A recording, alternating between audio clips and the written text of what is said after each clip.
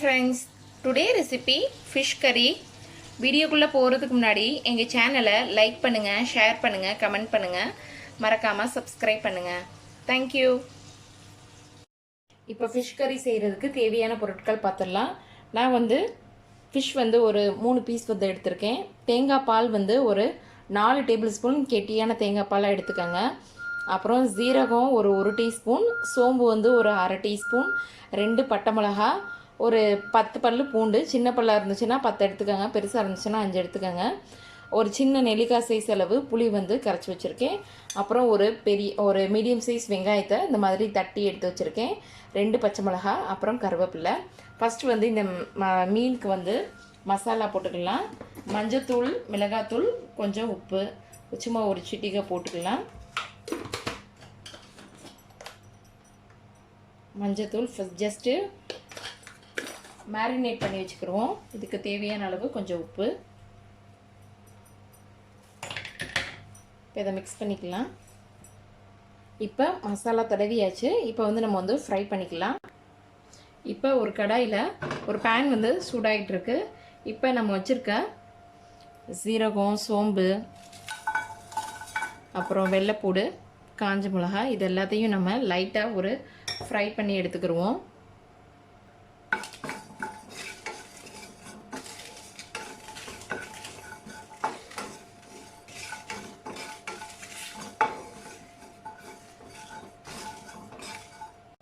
இப்போ ஃப்ரை பண்ணி எடுத்தாச்சு. இப்போ இதை ஒரு மிக்ஸி ஜாருக்கு மாற்றிடலாம்.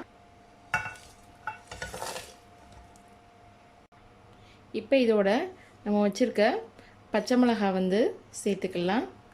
அப்புறம் மசாலா இதோட சேர்த்து ஆட் பண்ணிக்கிடுவோம். மிளகாத்தூள் ஒரு டீஸ்பூன் சேர்த்துக்கங்க. மல்லித்தூள் மஞ்சத்தூள் ஒரு 1/4 டீஸ்பூன்,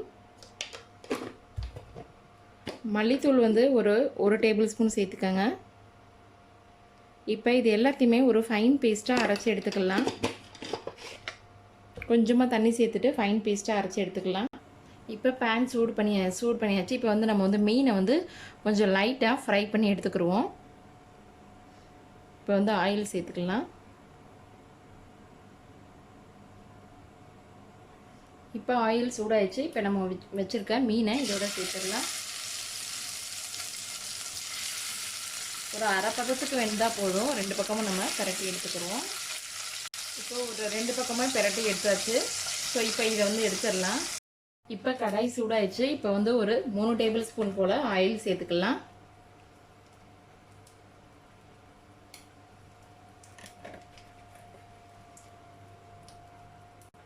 இப்போ ஆயில் சூடாயிடுச்சு. இப்போ நம்ம வச்சுருக்க வெங்காயத்தை இதோட சேர்த்துடலாம்.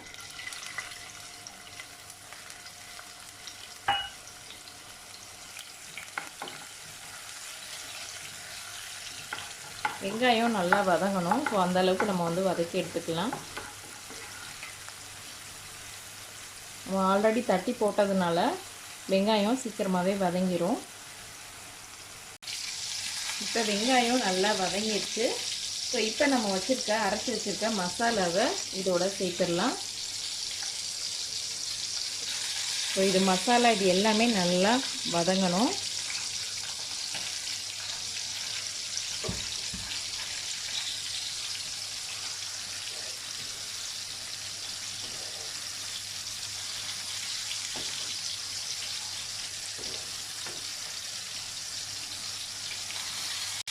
மசாலா எல்லாமே நல்லா வதங்கிடுச்சு. நல்லா எண்ணெய் பிரிஞ்சு வருது. ஸோ இந்த ஸ்டேஜில் கஸ்தூரி மேத்தி கொஞ்சம் கையில் நசுட்டு போட்டுக்கோங்க. அது நல்லா ஃப்ளேவர் கொடுக்கும். இப்போ நம்ம வச்சுருக்க கருவேப்பிலை இதோட சேர்த்துக்கலாம். இப்போ நம்ம வச்சுருக்க புளி கரைசலை இதோட சேர்த்துடலாம்.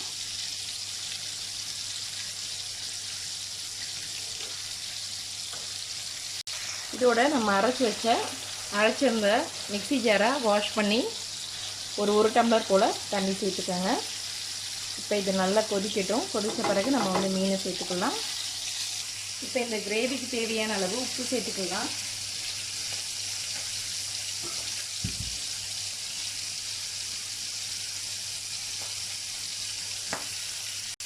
இப்போ நல்லா எண்ணெய் எல்லாம் பிரிஞ்சு வந்திருக்கு. ஸோ இந்த ஸ்டேஜில் நம்ம வச்சுருக்க ஃப்ரை பண்ணி வச்சுருக்க மீனை வந்து இதோட சேர்க்கலாம்.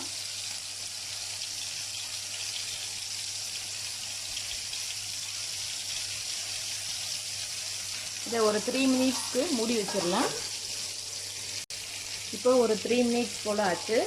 இப்போ வந்து நம்ம வந்து மீனை பேக் சைடு திருப்பி வச்சுருவோம்.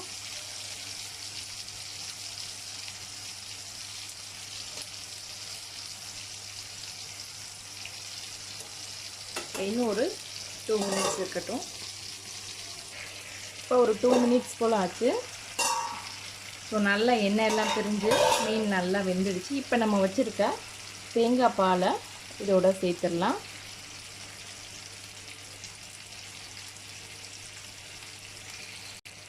இப்போ இதுக்கு மேலே நம்ம கட் பண்ணி வச்சுருக்க கொத்தமல்லி இலையை இதோட மேலே தூவிக்கலாம்.